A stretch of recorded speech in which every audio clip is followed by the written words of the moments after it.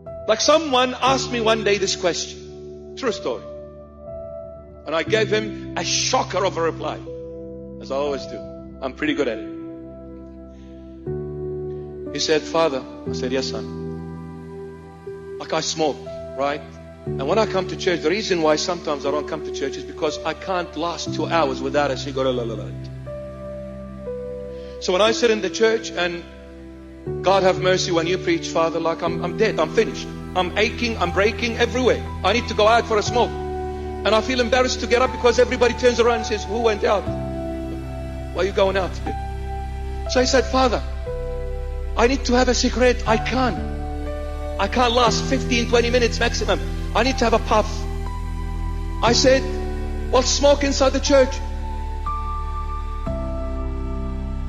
He said, what? I said, yeah.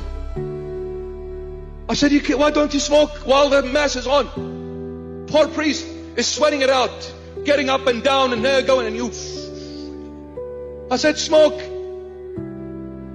I said, please, Father, what are you trying to tell me? I said, no, I'm telling you, you can smoke. Yeah, I said, yeah. You have the permission. You're joking, Father? I said, no, I'm not joking. Do you see me joking? I'm not joking. You can smoke.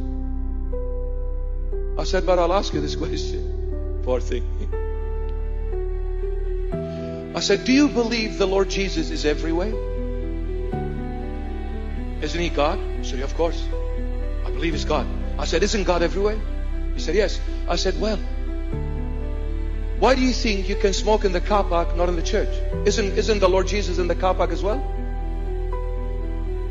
I said, you know why you don't smoke inside the church?